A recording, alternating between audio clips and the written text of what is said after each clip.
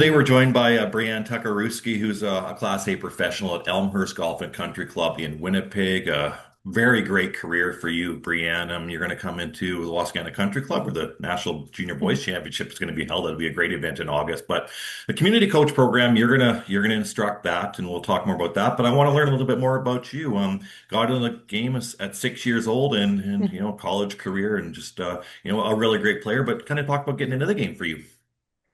So I am an only child, and I'm super close to both my parents. But every time my dad left the house, I had to come with him. So naturally, he cut down an old Tommy Armour 5 iron, and I'm pretty sure the grip was like the same size as the shaft, and would like plop me in the middle of the fairway, and I'd be like hitting all the way down, and then him and his brother would swing back around after they played the hole, pick me up, and we're off to the next one. Um, and then dad started to take lessons with Derek Ingram when I was probably about 9, 10. I'm like, well, if dad's taking lessons, Bree has to take lessons. So Derek Ingram and Dave McMillan, who's actually now my boss at Elmhurst, or our general manager, um, they started Golf Central here in Winnipeg. And it was an indoor outdoor driving range. And they Okay. had a fantastic junior program. So I ended up joining there and completely fell in love with the sport. And the rest is Yeah, kind of history. for sure. What do you love about it? Mhm. There's a lot of things that I absolutely love about this sport. It's accessible for every type of person, every type of background. But I love that it forces you to really look at yourself and get to see what you're doing. Because being out there playing in multiple different team sports, you have other people to rely on. But in this one, you really get to look at yourself and see what are your strengths, what are things you need to work on. And I also love being outside. So, Yeah, I think you got into competitive about 14 years old. mhm. You're obviously pretty good at it, but if you look back, it's a daunting task to get into your first event, isn't it? That's an understatement. I'll never forget it. I was playing at the Players Golf Course, which is a 9-hole course, so we ended up playing it twice. And I'd never broken 90 at this point.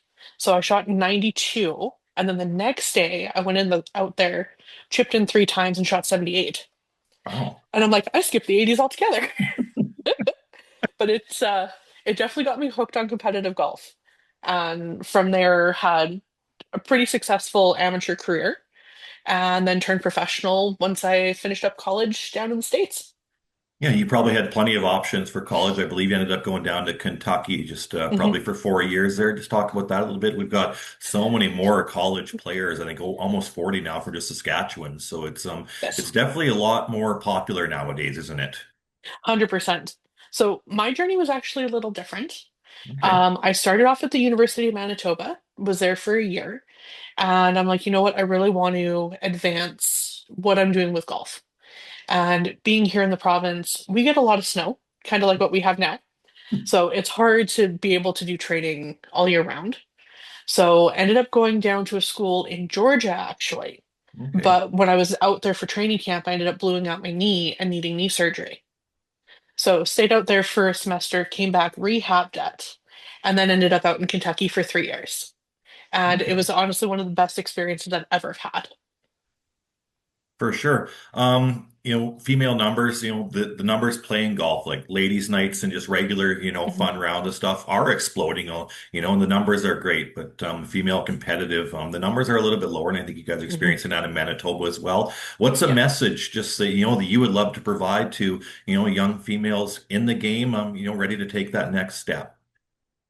I think the biggest thing is going out there and taking the plunge.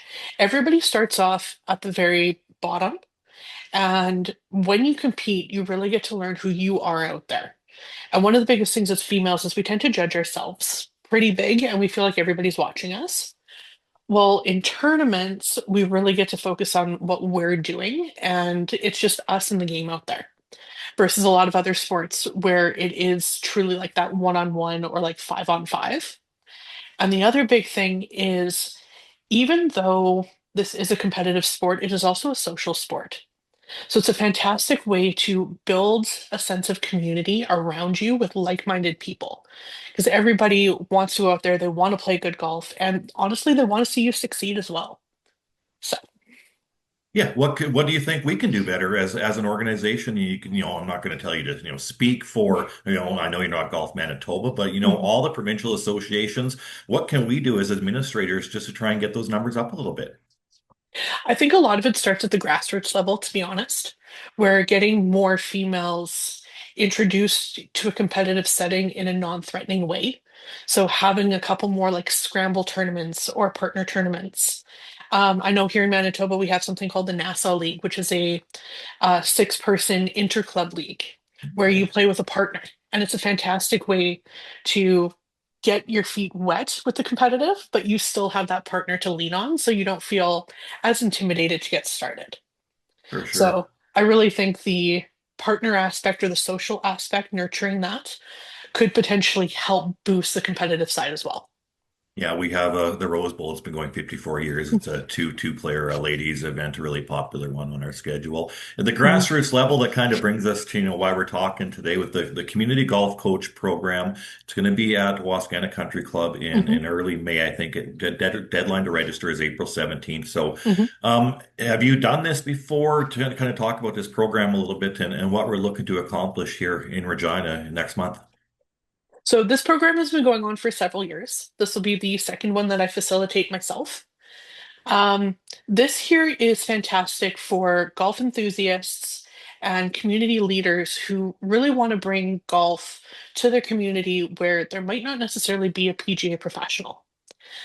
So this is fantastic for community centers. This is fantastic for rural areas. This is fantastic for people who don't necessarily have access to private clubs, where we go in and we do it from a fun game-based platform where it's traditionally a 6 to 8 week program, depending on what you're looking to run.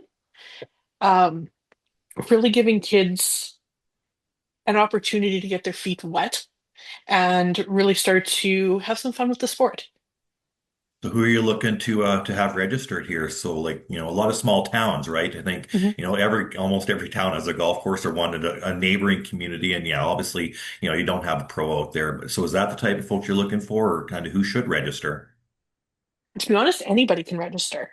So if you have somebody who you think would be a fantastic team leader, a community leader, somebody who's a coach in other sports, somebody who loves to golf themselves, teachers are a really big one, or potential PGA professionals who kind of want to get their feet wet but don't 100% know if this is what they want to do. This is a fantastic program to get them started. Yeah. So it gives them a lot of base knowledge of how do I put these programs into place and what to expect. Yeah, I was going to say, so what can they expect over the couple days? 'Cause it looks like 2 full days. So, quite a Mhm. bit to learn, right? So the great thing is a lot of it is hands-on learning.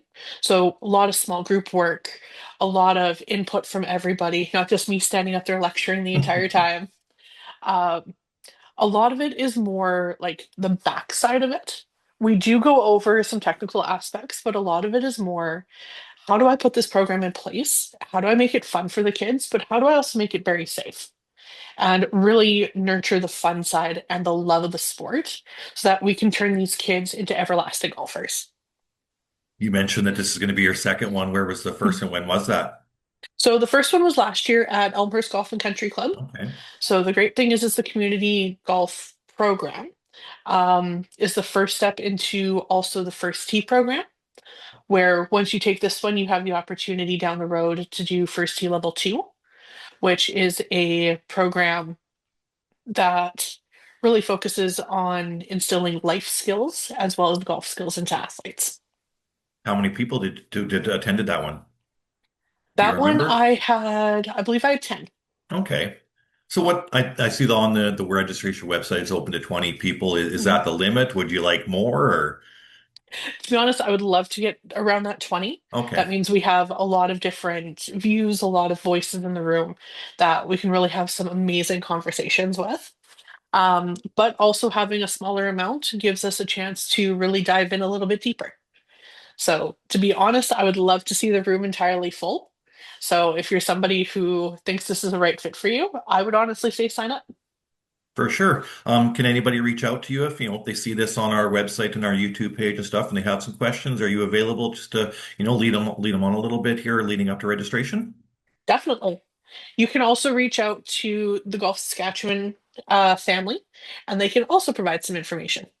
Yeah, that would be Brian, probably. Mhm. Yes. I'm learning everything here today. He would probably have much more knowledge on that. Great. Is there anything else you want to add here, Brianne, that we didn't touch on? Anything from your career or just helping build the game?